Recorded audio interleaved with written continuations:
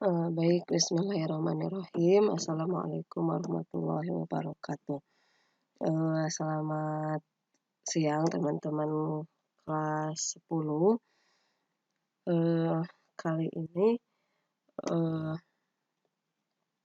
alhamdulillah kita bisa dipertemukan kembali di, kegiatan belajar mengajar. Mungkin kali ini ada yang beda mungkin ya. Kalau dulu kegiatan pembelajarannya daring semua, tapi sekarang ada pembelajaran tatap muka untuk sebagian, eee, dan ada juga yang masih daring. Untuk itu, untuk meng-cover kebutuhan pembelajaran yang masih daring, eee, apa, di sini, Ibu masih memakai metode yang, seperti yang biasanya gitu ya, pakai, penjelasan materi di sini.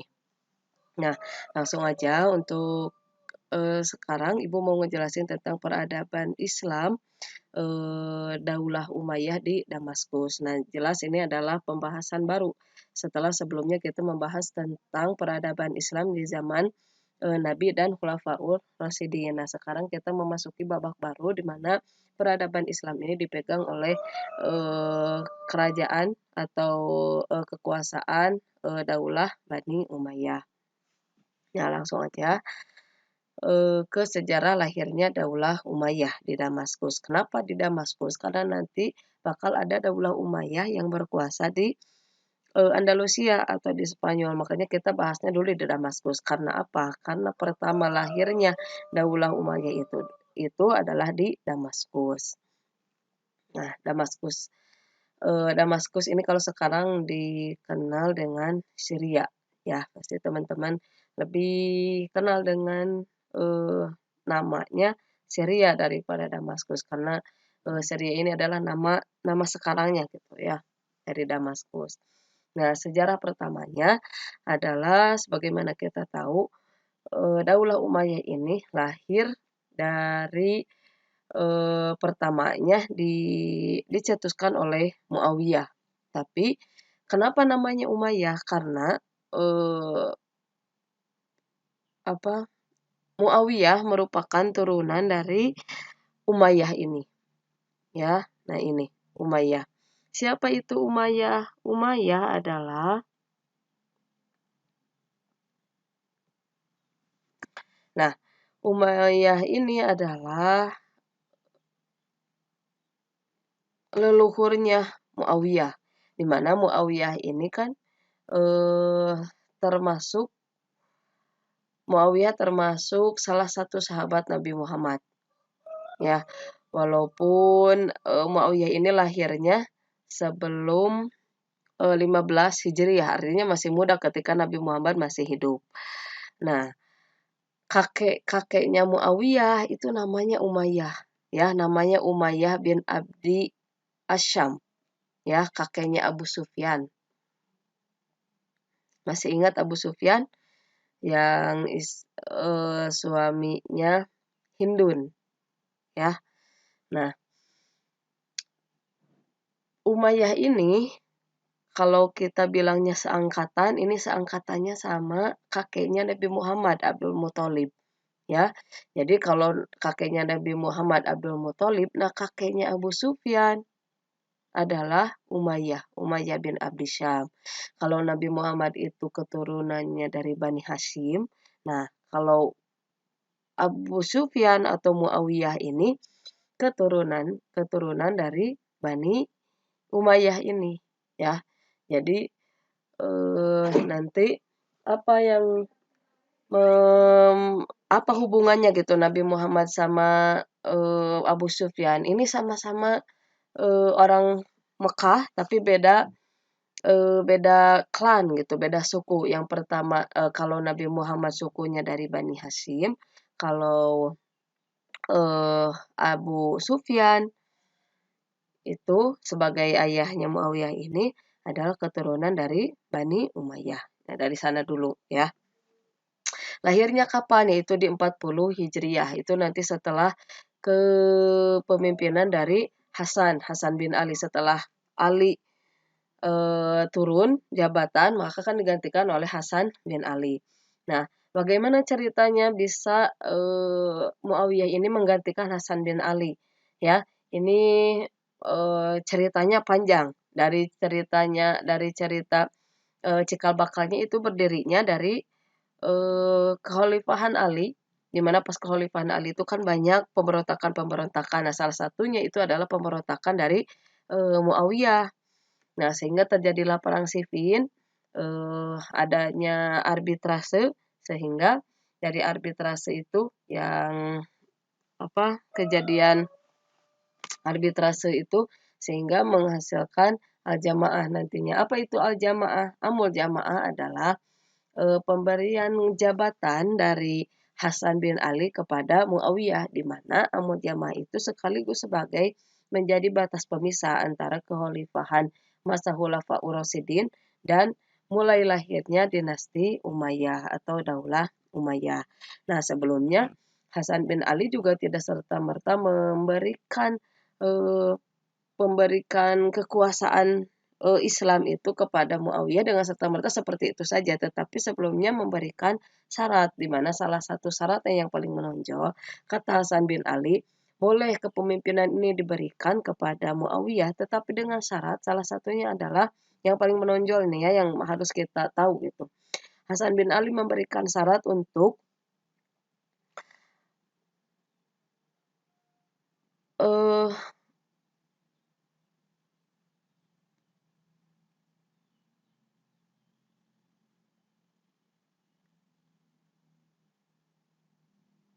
Hasan bin Hasan bin Ali menyertakan syarat bahwa eh, pemerintahan nantinya, pemberian pemerintahan tidak diberi harus diberikan harus di kepemimpinan harus di nantinya kepemimpinan harus diberikan kepada orang yang sesuai dengan apa yang disepakati oleh masyarakat gitu ya. Nantinya juga syarat bahwa Muawiyah tidak boleh menaruh dendam kepada penduduk Irak karena pada saat itu yang mempertahankan Hasan bin Ali sebagai khalifah adalah masyarakat Irak, ya. Tetapi yang paling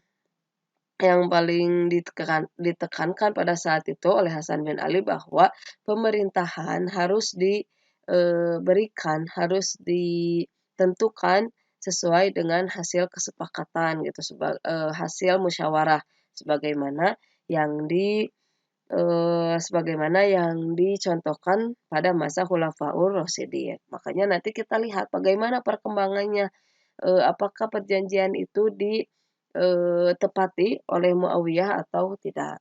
Nah, itu dulu ya. Semoga teman-teman bisa paham dari awalnya dulu kenapa Muawiyah ini muncul gitu. Nah, kalau Ibu eh, simpulkan di sini bahwa sejarah lahirnya Daulah Umayyah ini adalah berasal dari perebutan kekuasaan gitu ya. Muawiyah emang dari awalnya berniat untuk mengambil kekuasaan dari Hasan bin Ali itu ya. Walaupun dari awalnya menurut para sejarawan, walaupun pada awalnya Muawiyah ini mendapatkan kekuasaan ini, mendapatkan kepemimpinan Daulah Umayyah ini berdasarkan perebutan kekuasaan gitu ya. Tetapi nanti akhirnya Daulah Umayyah ini menjadi daulah pertama, kerajaan Islam pertama yang memberikan dampak yang besar gitu ya bagi umat Islam. Karena apa? Secara keseluruhan nanti ternyata banyak kemajuan-kemajuan yang diberikan, yang ditorehkan oleh pemimpin-pemimpin Daulah Bani Umayyah ini yang diawali oleh Umayyah sendiri gitu ya, oleh Muawiyah sendiri. Nah, dari sana dulu sebagai pengantar lahirnya Daulah Umayyah. Nah, Daulah Umayyah ini berdiri selama sekitar 90 tahun gitu ya, jadi kurang dari 1 abad. khalifahnya banyak selama 90 tahun itu, yaitu sebanyak 14 orang. Tetapi yang memberikan dampak besar terhadap kemajuan Islam itu ada 5 orang ya, yaitu Muawiyah bin Abu Sufyan sebagai khalifah pertama, terus Marwan bin Hakam, walaupun di berbagai literatur Marwan bin Hakam ini tidak termasuk juga khalifah yang berprestasi, tetapi di buku Depak ini masuk ya. Marwan bin Hakam, terus Abdul Malik bin Marwan,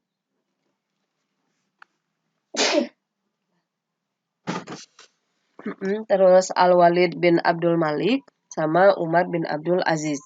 Yang lainnya ini tidak, mungkin menurut para sejarawan tidak, kemajuannya itu tidak terlalu signifikan ya.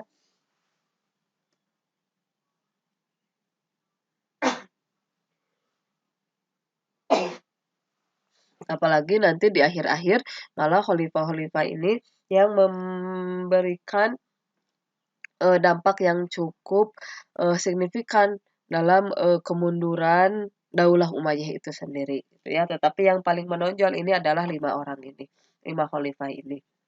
Nah, kita bahas secara keseluruhannya aja dulu ya dari kepemimpinan-kepemimpinan 5 orang khalifah yang berprestasi ini. Yang pertama dari Muawiyah bin Abu Sufyan ini sebagai khalifah yang pertama yang menduduki kepemimpinan di Daulah Umayyah. Ini yang paling menonjol adalah kebijakannya dalam memindahkan ibu kota yang awalnya dari Madinah ketika Hasan bin Ali menjabat, eee, dari khalifah pertama dulu ya, dari Madinah, di dipindahkan oleh Muawiyah ke Damaskus atau ke Suriah. Kenapa? Karena pada awalnya kan Muawiyah ini ketika zaman Utsman bin Affan zaman Utsman bin Affan itu ditunjuk sebagai gubernur di Damaskus sendiri atau di Suriah. Nah, sehingga ketika Muawiyah bin Abu Sufyan diangkat sebagai khalifah. Nah, kepemimpinan, Khalifah Daulah Bani Umayyah sendiri di dipindahkan ke Damaskus gitu ya, karena daerah-daerah yang sudah dikuasai oleh Muawiyah sendiri gitu. Artinya nanti kepemimpinannya akan lebih memudahkan dijalankan gitu daripada nanti kalau harus di Madinah lagi, harus dari awal lagi gitu nanti Muawiyah memimpinnya. Tapi kalau di Damaskus karena dari awalnya Muawiyah sudah berkuasa di sana sebagai gubernur, maka tinggal meneruskan gitu ya. Nah itu, pertama dari pemindahan ini. Artinya nanti Damaskus ini akan dijadikan sebagai ibu kota, sebagai pusat dari pemerintahan, Bani Umayyah, ya. Itu. Yang kedua dari, membangun administrasi pemerintahan. Jelas Muawiyah ini karena sudah berpengalaman sebagai gubernur, maka administrasi pemerintahannya pun lebih baik lagi, dikembangkan lagi dari, zaman Hasan bin Ali. Terutama mungkin karena pada zaman itu, pada zaman Hasan bin Ali, itu, lebih banyak ke kebijakan-kebijakannya itu untuk meluruskan pemberontakan-pemberontakan, sehingga administrasi pemerintahan kurang diperhatikan. Nah, pada zaman Muawiyah bin Abu Sufyan ini perbaiki lagi, gitu ya. Nah, administrasi pemerintahan yang lainnya juga, termasuk membentuk diwanul-diwanul atau departemen-departemen seperti hijabah, barid, dan, khoroj gitu ya. Nanti keterangan-keterangannya teman-teman bisa lihat di buku, oke. Nah, terus, pada zaman Marwan bin Hakam, ini Marwan bin Hakam mungkin teman-teman masih ingat nama Marwan bin Hakam ini siapa, yaitu Marwan bin Hakam ini yang sangat berpengaruh pada saat pemerintahan Khalifah, Utsman bin Affan, ya, yang diangkat sebagai, sekretaris sekretaris jenderal gitu ya, yang banyak memberikan pengaruh kepada, Utsman bin Affan sendiri dalam pemerintahannya. Nah, ketika Marwan bin Hakam diangkat sebagai khalifah, eee kebijakan-kebijakan yang paling menonjol adalah dalam hal mengatasi pemberontakan-pemberontakan yang hadir pada zaman Bani Umayyah, pada zamannya gitu ya, di antaranya adalah pemberontakan dari, ini nih, dari gerakan-gerakan Abdullah bin Zubair dan lain-lain gitu ya. Terus, eee mengalahkan gerakan Khawarij dan Syiah. Nah, ini dampaknya dari perang Siffin adalah hadirnya kelompok-kelompok Khawarij dan Syiah. Nah, kelompok-kelompok ini adalah kelompok-kelompok yang nantinya akan memberontak itu tidak tidak setuju dengan pemerintahan Umayyah, men menghasilkan pemberontakan-pemberontakan. Nah, pada saat zaman Marwan bin Hakam ini, pemberontakan-pemberontakan ini diredam. Kemudian Abdul Malik bin Marwan. Nah, Abdul Malik bin Marwan adalah salah satu khalifah yang sangat berpengaruh. Karena apa? Karena Abdul Malik bin Marwan sendiri sebagai anak dari Marwan itu eh, apa? Adalah merupakan sesosok khalifah yang eh, berpengaruh juga dalam bidang pendidikan gitu ya. Beliau sendiri adalah orang yang sangat eh, yang sangat fokus terhadap pendidikan, terhadap ilmu pengetahuan. Beliau belajar agama dari berbagai ulama gitu ya. Ulama fikih, ulama zuhud, juga ulama hadis gitu ya. Sehingga nanti kebijakan-kebijakannya juga sangat berpengaruh dalam pendidikan. Nah, kebijakan yang paling berpengaruh adalah kebijakan Abdul Malik untuk menciptakan mencetak uang dinar, menggantikan uang Bizantium dan Sasania. Berarti sebelumnya uang yang beredar di masyarakat adalah uang Bizantium atau Sasania. Nah, pada zaman Abdul Malik ini mulai dicetak uang dinar, uang khusus untuk orang Islam gitu ya. Nah, ini dicetak khusus atau mungkin cetakannya cetakan baru gitu. Tetapi ini sangat berpengaruh. Kemudian melakukan arabisasi dari arsip-arsip dan catatan administrasi negara. Artinya arsip-arsip yang sebelumnya tidak berbahasa Arab maka dibahasa Arabkan. Nah, kemudian pada zaman Walid bin Abdul Malik, nah ini apa yang paling berpengaruh adalah penaklukan ke Andalusia atau ke Spanyol, di mana sebelumnya ini belum ada pergerakan untuk ke Spanyol. Nah, pada zaman Walid bin Walid ini adalah mulainya penaklukan ke Spanyol atau ke Andalusia yang eh, yang dipimpin oleh Torik bin Ziyad. Di mana nantinya perjalanan penaklukan ke Andalusia ini adalah menjadi awal puncaknya keberhasilan Khalifah Bani Umayyah. Ya, karena nanti di Andalusia ini akan menjadi poros ilmu pengetahuan, di mana ilmu pengetahuannya ini akan berkembang, banyak banyak keuntungan-keuntungan yang diperoleh oleh Bani Umayyah dari perkembangan pendidikan di Andalusia ini. Ya, ini Walid bin Walid ini nih ya, yang paling utama. Kemudian Umar bin Abdul Aziz ini salah satu khalifah yang juga sangat menekuni keilmuan, ya, sehingga kebijakan-kebijakan yang berpengaruh pada saat itu adalah tentang keilmuan itu sendiri, ya. Kalau sebelumnya adalah lebih ke perluasan wilayah ke Spanyol atau ke daerah Eropa, nah pada zaman Umar bin Abdul Aziz ini dikembalikan lagi ketika banyak keuntungan-keuntungan, banyak pemasukan-pemasukan keuangan yang didapatkan oleh eh, pemerintahan Bani Umayyah pada saat itu, sehingga banyak memunculkan infrastruktur-infrastruktur, pembangunan-pembangunan wilayah yang sangat berpengaruh pada saat itu, yang sangat gede-gedean gitu pada saat itu. Nah, pada zaman Umar bin Abdul Aziz ini dikembalikan lagi fokus pemerintahannya itu adalah untuk mengupayakan eh, mengupayakan kemajuan-kemajuan dalam bidang ilmu pengetahuan. Salah satunya adalah pengumpulan hadis, terus menghidupkan kembali ajaran Al-Quran dan As-Sunnah, terus menetapkan hukum berdasarkan syariat Islam dan lain-lain gitu. Karena apa? Karena pada saat itu kegelimangan harta pada zaman Khalifah Bani Umayyah ini sudah mulai gitu ya. Jadi keuntungan-keuntungan dari perluasan wilayah itu kan menghasilkan banyak pemasukan gitu ya kepada kekhalifahan gitu, sehingga eh, apa pembangunan-pembangunan wilayah sudah mulai dijalankan, mulai melupakan bagaimana untuk menghidupkan ajaran Islam. Nah, pada zaman Umar bin Abdul Aziz ini sudah mulai diupayakan untuk kembali lagi ajaran-ajaran Islam untuk mulai dipakai lagi dalam kehidupan bermasyarakat gitu ya. Eee, Termasuk untuk menggantikan kedudukan gubernur-gubernur yang tidak taat agama. Banyak banyak, penguasa-penguasa yang mulai, lalai gitu ya dalam menjalankan pemerintahannya untuk menjalankan agama dalam kehidupannya. Karena apa? Karena mulai, terbuai dengan, kekayaan-kekayaan yang ada pada saat itu. Nah, itu gitu ya, mungkin itu kebijakan-kebijakan yang paling menonjol dari 5 khalifah tersebut. Sehingga jika kita, apa, gariskan kembali bagaimana perkembangan peradaban dan ilmu pengetahuan pada zaman Daulah Bani Umayyah, itu ada beberapa bidang yang bisa kita lihat gitu ya dalam, perkembangannya. Nah, eee, katanya perkembangan peradaban dan ilmu pengetahuan pada zaman Daulah Umayyah ini, itu dimulai dari, khalifah yang pertama yaitu Muawiyah bin Abu Sufyan sampai ke, Hisam bin Abdul Malik.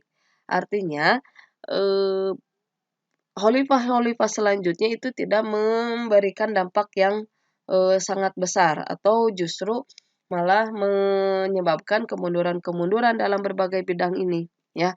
Bidang apa yang memberikan, kemajuan pada saat, Daulah Bani Umayyah? Yang pertama itu di bidang ilmu pengetahuan, gitu ya. Ilmu pengetahuan yang berkembang itu adalah ilmu pengetahuan umum dan ilmu agama, di mana, kedua ilmu ini berkembang di berbagai wilayah ini, ya, dari Spanyol, dari Afrika Utara, dari Palestina, sampai ke negara-negara yang lain, ke daerah-daerah yang lain.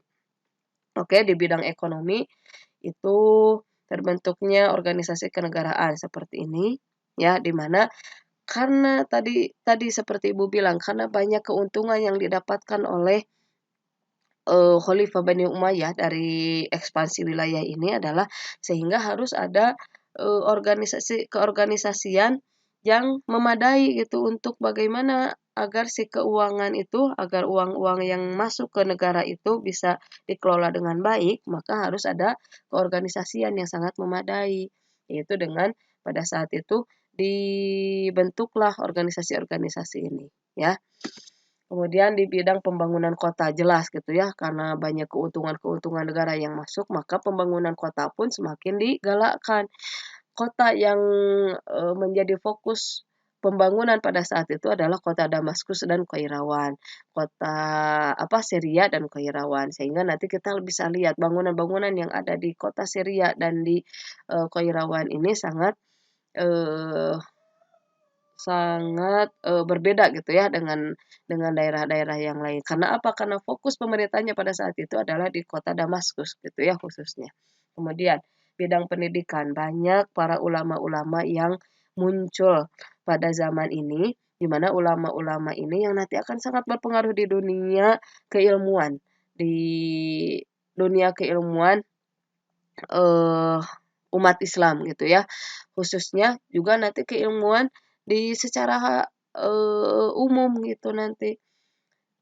Seperti, di bidang kedokteran ada Abul Qasim Az-Zahrawi, nantinya karyanya Abul Qasim ini nanti akan dipakai lagi di, zaman-zaman selanjutnya sampai dipakai di zaman sekarang gitu ya. Yang dipakai oleh para, ilmuwan-ilmuwan sekarang itu, awalnya adalah dari ulama-ulama yang muncul pada zaman ini. Itu ya, kemudian bidang arsitektur. Nah ini, ya, adanya masjid-masjid yang dibangun yang sampai sekarang gitu dipertahankan gitu saking bagusnya, saking, eee, apa, arsitektur, pembangunan-pembangunan yang dibangunnya itu sangat bagus, sehingga itu sangat berpengaruh gitu ya. Ini, bangunan-bangunan yang dibangun pada saat itu. Kemudian bidang militernya gitu ya. Nah, eee, jadi kebijakan dan pencapaian yang sangat berpengaruh pada zaman Umayyah ini adalah kebijakan-kebijakan atau kemajuan-kemajuan yang sangat berpengaruh dalam, kepemimpinan Islam gitu ya, walaupun bentuknya dalam, bentuk Khalifah Bani Umayyah gitu ya, tetapi secara keseluruhan untuk pemerintahan yang ada dalam Islam itu sangat berpengaruh, oke. Nah, eee Apa aja yang berpengaruh? Nah, itu teman-teman bisa baca di sini ya. Tetapi apa yang paling menonjol adalah pada zaman Umayyah itu adalah adanya pemisahan kekuasaan agama dengan kekuasaan politik gitu ya. Kalau pada zaman Khalifah, Khulafaur Rasyidin, seorang khalifah mungkin akan menjabat seorang khalifah selain sebagai pemimpin negara juga sebagai pemimpin keagamaan gitu ya. Jadi bagaimana memimpin suatu negara juga bagaimana memimpin agar negara itu sesuai dengan apa yang diperintahkan oleh agama Islam gitu, sesuai dengan Al-Qur'an dan As-Sunnah. Sedangkan dalam Khalifah Bani Umayyah, kekhalifahan itu tidak dipisahkan gitu antara mana kekuasaan politik, mana kekuasaan untuk menjalankan sebuah negara, juga kekuasaan agama.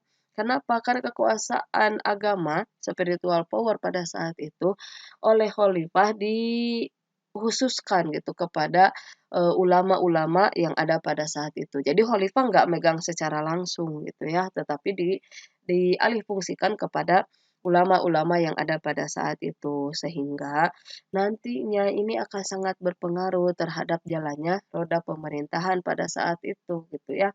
Kenapa? Karena agama dipegangnya oleh ulama-ulama tertentu sehingga kekhalifahan sehingga ketatanegaraan itu eh, cukup berpengaruh gitu ya.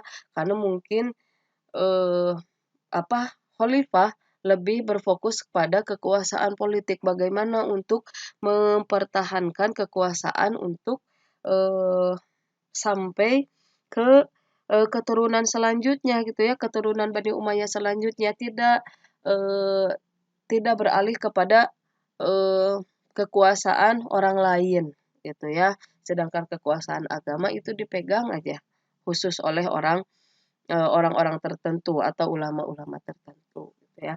Terus pembagian wilayah menjadi 10 provinsi di mana di setiap provinsinya itu dikepalai oleh seorang gubernur gitu ya.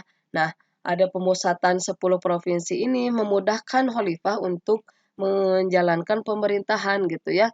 Jadi khalifah nggak serta-merta memimpin semuanya gitu, tetapi dibagi-bagi lagi sehingga ini lebih memudahkan. Kemudian dalam bidang administrasi negara tadi ya membentuk beberapa dewan.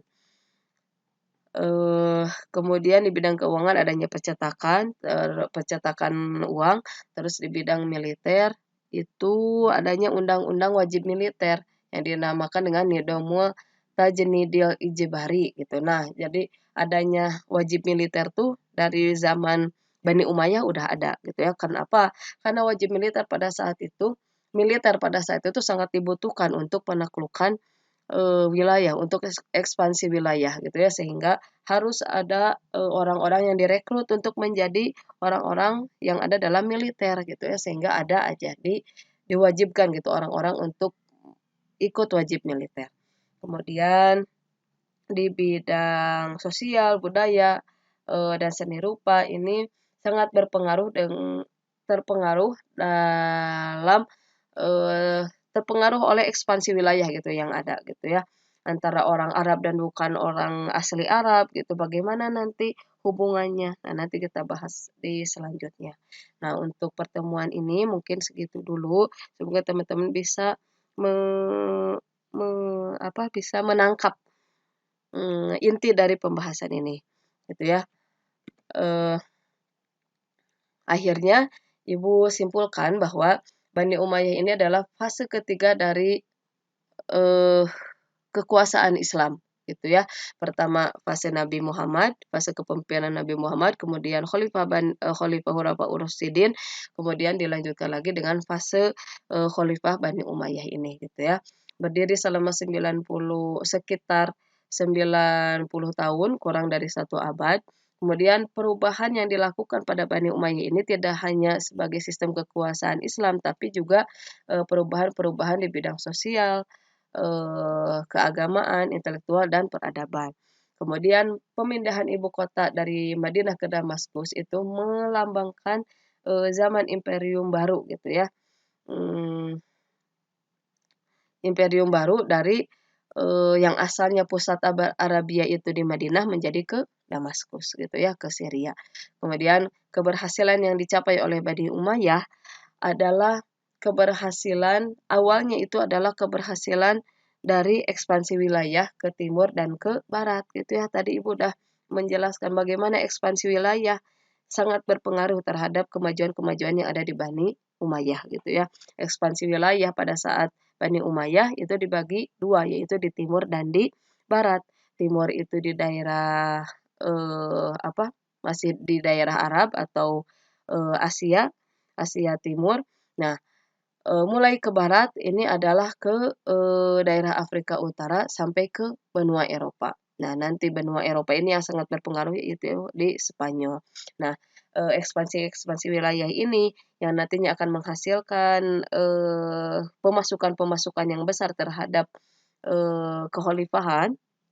Nah, ini dari sini nanti akan menghasilkan kemajuan-kemajuan baik di bidang ilmu pengetahuan, di bidang keagamaan, di bidang intelektual dan juga peradaban di infrastruktur atau pembangunan-pembangunan negara gitu. Nah, untuk sekarang segitu dulu yang bisa Ibu jelaskan. Semoga teman-teman bisa menangkap intinya. Ya, terima kasih. Nanti kalau ada pertanyaan bisa ditanyakan di grup. Ya, Assalamualaikum warahmatullahi wabarakatuh.